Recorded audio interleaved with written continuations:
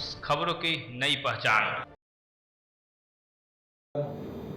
जैसा कि आप सबको मालूम होगा कि हर साल की भांति इस साल भी हमारे दादाजी स्वर्गीय डॉक्टर जनार्दन पांडे की चौथी पुण्यतिथि झरिया कतरास मोड़ चंद्रकांता पेट्रोल पंप के सामने इस साल भी मनाया जा रहा है। आप सभी कोयलांचल वासियों से निवेदन है कि इस पुण्यतिथि पर आएँ। 14 तारीख को अखंड हरि कीर्तन सुबह 11 बजे से स्टार्ट हो जाएगा।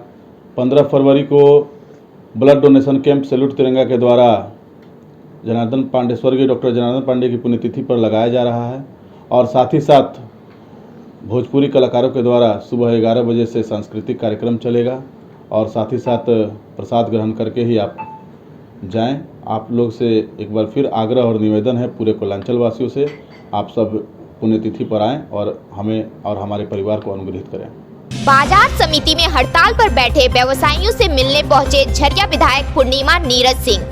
कृषि मंत्री और सरकार से करेंगे बात। झारखंड सरकार द्वारा कृषि बाजार शुल्क में 2% के बढ़ोतरी के बाद पूरे राज्य भर के व्यापारी आंदोलन पर है। धरना प्रदर्शन के बाद 15 फरवरी से सभी गल्ला व्यापारी और फल, आलू, प्याज, मछली, अंडा के थोक व्यापारी अपनी दुकानों को बंद कर हड़ताल पर चले गए हैं। मीडिया से बातचीत में झरिया विधायक ने कहा कि व्यापारियों के हड़ताल से जनता को परेशानियों का सामना करना पड़ रहा है। सरकार को भी इस पर जल्द पहल करने की आवश्यकता है। संक्षिप्त में बताइए भैया, क्या दूसरा दिन हड़ताल का विधायक आए थी, क्या कुछ आश्वासन मिला और क्या आगे होगा? देखिए, बहुत ही अच्छा लगा। आज कांग्रेस पार्टी की विधायक जो विधानसभा की सचेतक भी है हमारे बीच आई और हम लोग की बातों को गंभीरतापूर्वक सुना। उन्होंने प्रयास भी किया अभी बात करने की कृषि मंत्री जी से, किसी कारण से उनका फोन नहीं था, बात नहीं हो पाया, लेकिन उनका जो आश्वासन था हम लोग को बहुत ये अच्छा लगा उनकी बात सुनकर कि मैं अविलंब जो है आज और कल के बीच में उनसे बात करके आप लोगों की बैठ करके वार्ता कराऊंगी मंत्री जी से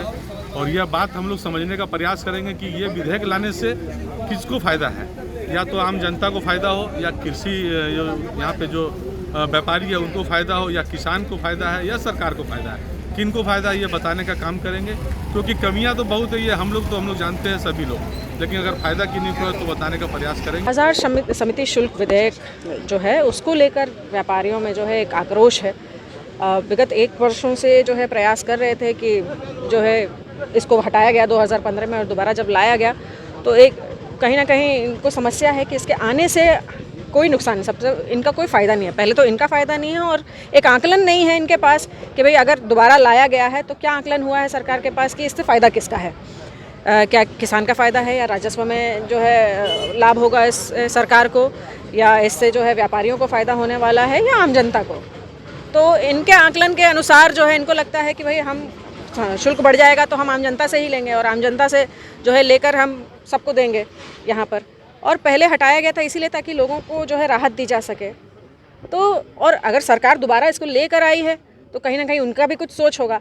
कहीं ना कहीं वो ब्रिज बन नहीं पा रहा था, वो समझ हो नहीं पाता। होगा देखिए, बिहार जो कृषि प्रधान देश राज्य है, बंगाल, उड़ीसा, वहाँ पे ये लागू नहीं है। झारखंड जो मिनरल वाला स्टेट है वहाँ पे ये लागू है। इसका क्या तात्पर्य? बिल्कुल यही देखिए, ये तो मैं यहाँ खड़े होकर नहीं बता सकती, लेकिन मैं उनसे खुद स्वयं सबकी बात जो आज सब लोगों ने बात रखी वही तो मैं उनके सामने रखूँगी कि सबका यही कहना है कि वही आकलन वो चाह रहे हैं कि अगर आपने लगाया है तो ये ज़रूर सोचा होगा कि कहीं ना कहीं किसी न किसी से लाभ होगा। सबका कहना है कि जितने हमारे पड़ोसी प्रदेश हैं उनको ज़्यादा इससे फ़ायदा, वहाँ के व्यापारियों को ज़्यादा फ़ायदा होगा, क्योंकि व्यापार तभी हो सकता है जब लाभ हो। व्यापार कोई नुकसान के लिए तो करेगा नहीं, अगर उसको नुकसान होगा तो व्यापार बंद कर देगा वो, या दूसरी जगह चला जाएगा जहाँ उसको लाभ हो। तो यहाँ पर व्यापारियों का ये कहना है कि हमें यहाँ जो है हानि होगी अगर ये आता है तो इसी बात को लेकर तो।